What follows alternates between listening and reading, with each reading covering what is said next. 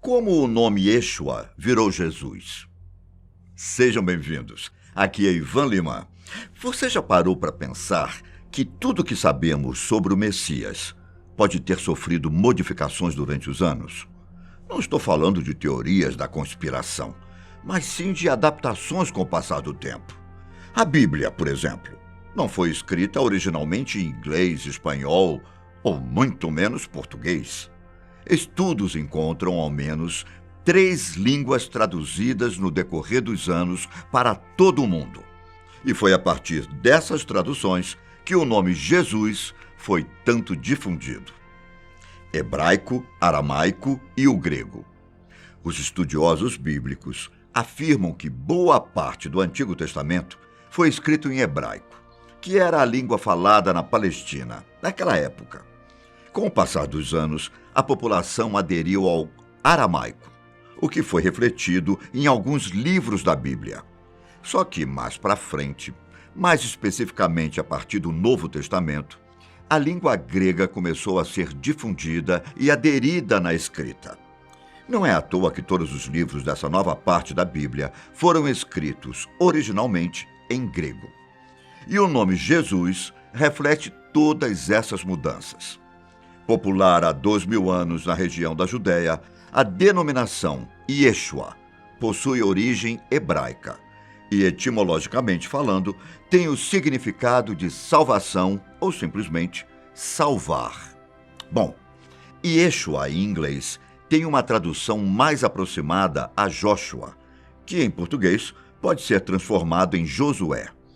Não confunda com o tetragrama sagrado, aquele conjunto de 4 letras, YHWH, normalmente pronunciado como Javé ou Yahvé, e é usado para representar o nome de Deus no Antigo Testamento. Nas páginas do livro A Greek English Lexicon, publicado na primeira metade do século XIX, a palavra Yeshua foi traduzida do grego antigo para Jesus. Isso ocorreu porque os autores originais do Novo Testamento estavam tentando converter o som do nome em hebraico para as letras gregas. Só que eles não tinham letras ou uma ortografia para representar o SH, que tem o som de sh.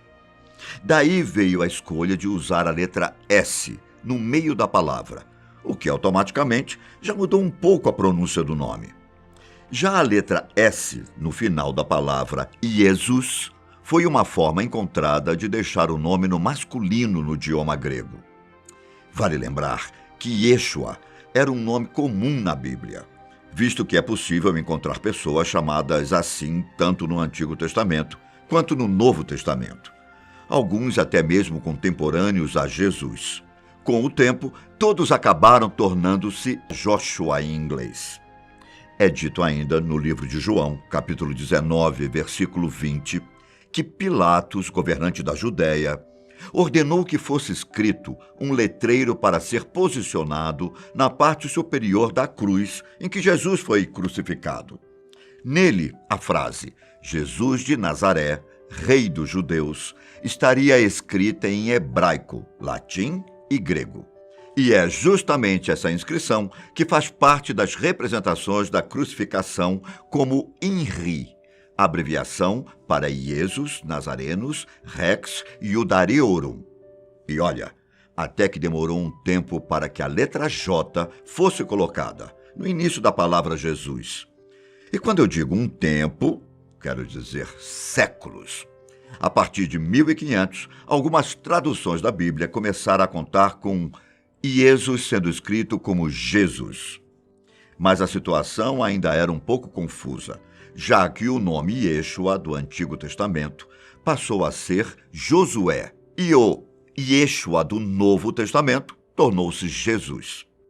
Essas versões são decorrentes da diferença entre tradução e transliteração. Veja, tradução é o ato de transformar a palavra de um idioma no equivalente dela em outro idioma, como love, em inglês, para amor, em português.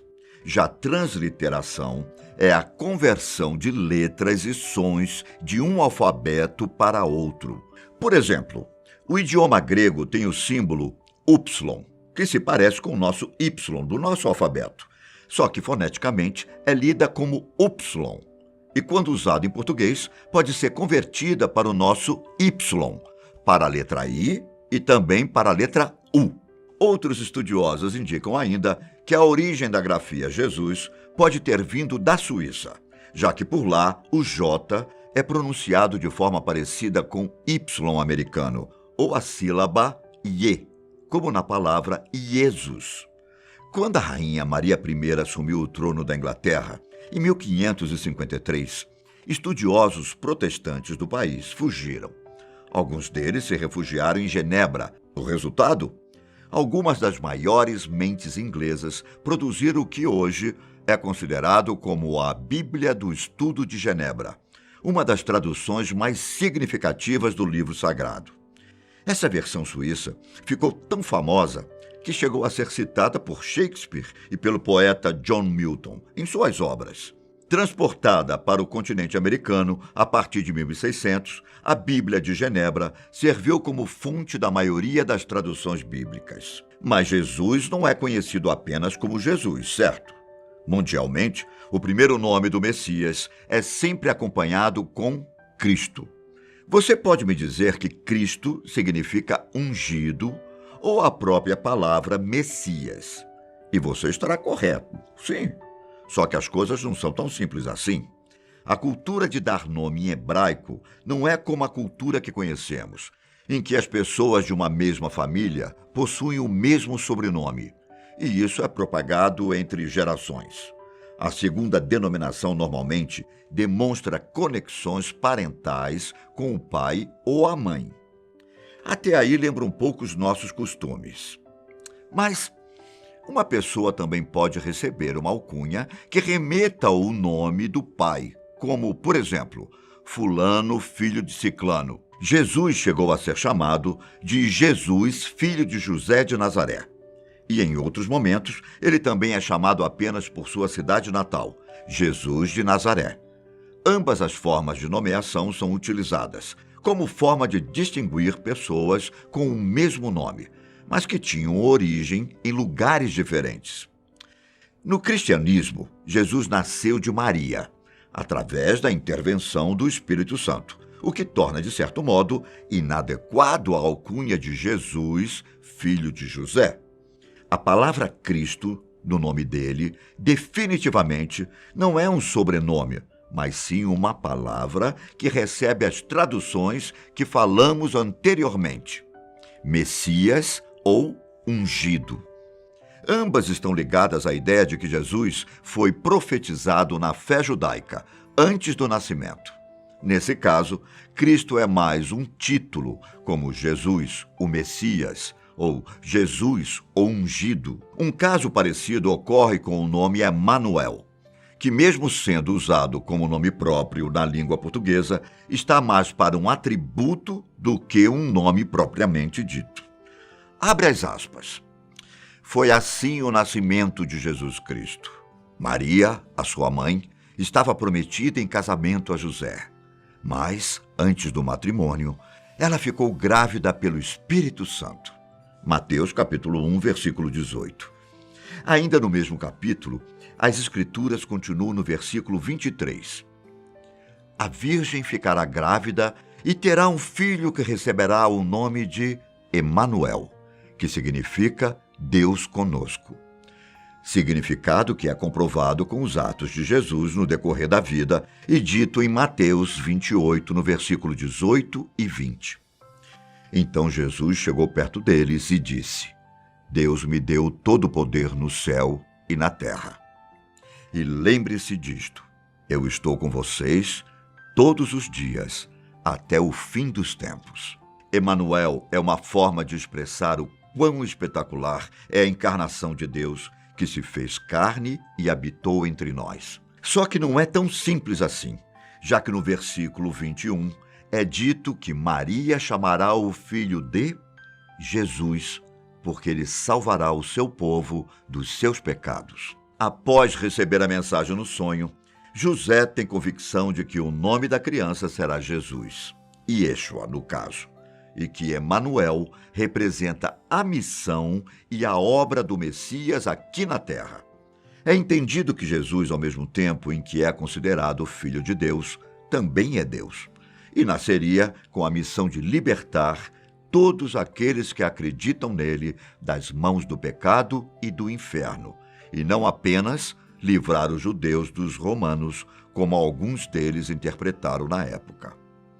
Vale destacar aqui que a ideia do Pai, Filho e Espírito Santo representam a mesma figura divina, Deus, só que desempenham papéis diferentes nas histórias bíblicas. Em uma outra passagem, dessa vez no Antigo Testamento, o profeta Isaías levanta outras denominações que a criança receberia, só que não nomes próprios exatamente, já que o nome seria apenas um, Jesus. É dito que ele será chamado de Conselheiro Maravilhoso, Deus Poderoso, Pai Eterno e Príncipe da Paz. Isso se encontra em Isaías, lá no capítulo 9, versículo 6. Existem até relatos de que Jesus foi chamado de Christus Victor, como uma referência à vitória dele contra o pecado e a morte. Bom, só para fixar, o nome Josué veio direto do hebraico e do inglês. Já Jesus passou por uma trajetória linguística da pronúncia grega para o inglês e português. Deixe nos comentários qual a curiosidade que você gostaria de saber sobre a Bíblia, que trazemos para você. Um grande abraço. Até mais.